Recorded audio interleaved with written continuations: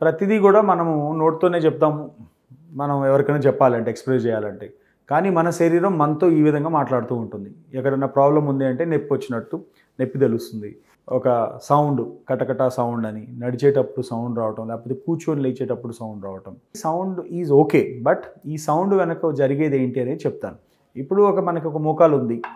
ఈ మోకాలు పనిచేయాలంటే మనం చాలా జాయింట్స్ ఉన్నాయి బాడీలో. ఈ అన్ని జాయింట్స్ సౌండ్ చేస్తే మనం రోజు ఆ సౌండ్ వింటూనే ఉంటాం.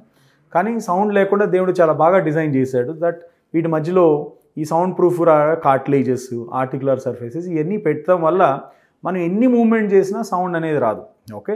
సో అది ఎక్స్ట్రీమ్ ఇంజనీరింగ్. అది సృష్టిలో అదొక ఇంపార్టెంట్ క్రియేషన్. కాబట్టి ఎప్పుడైతే ఒక సర్ఫేస్ టు ఒక సర్ఫేస్ కాంటాక్ట్, ఇప్పుడు ఇది కాంటాక్ట్ అంటే ఇది మనకి తగులుతుంది. ఇప్పుడు ఇది నేను తగిలినప్పుడు నేను మూవ్మెంట్ చేస్తుంటే ఈ మూవ్మెంట్ నుంచి వచ్చే సౌండ్ గరగరా గరగరా సౌండ్ చూడండి. అదే దూరంగా ఉందంటే నో సౌండ్. సో కాబట్టి ఎప్పుడైతే ఒక సర్ఫేస్ టు సర్ఫేస్ రాపిడ్ అనేది స్టార్ట్ అవుతుందో దాని నుంచి వచ్చేదే సౌండ్. అది మంచి విషయం కాదు. ఎందుకంటే దేవుడు వాట్ ఎవర్ సృష్టి క్రియేషన్లో ఈ పర్టిక్యులర్ లిగమెంట్స్ ఏవైతే ఉన్నాయో ఇవన్నీ కూడా చాలా ఇంపార్టెంట్.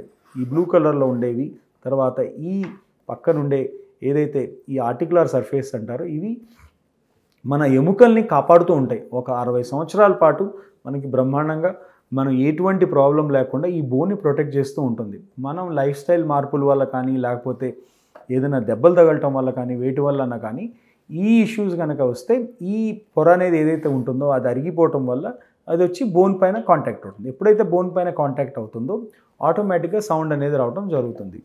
సో ఈ sound is a first sign of degeneration.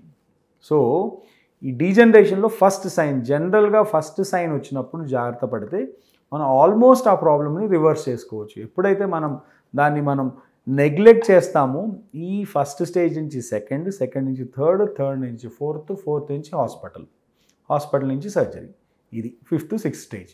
So కాబట్టి ఈ ఫస్ట్ స్టేజ్లో ఉన్నప్పుడే జాగ్రత్తలు తీసుకుంటే వాటికి కొన్ని మెడిసిన్స్ ఉంటాయి, కొన్ని ఎక్సర్సైజెస్ చెప్తాము, ఆహారంలో కొన్ని మార్పులు ఉంటాయి, పులుపు పదార్థాలు తగ్గించమని చెప్తాము. అదేవిధంగా లైఫ్ స్టైల్ మార్పులు, హై హీల్స్ వేసుకోకుండా, ఎక్కువ కాలం నుంచోకుండా, ఎక్కువ టైము ఎక్కువ సార్లు మెట్లు ఎక్కి దిగటం, ఇవన్నీ కూడా లైఫ్ స్టైల్ మార్పులు చేసుకుంటే ఈ సౌండ్ అనేది పోతుంది.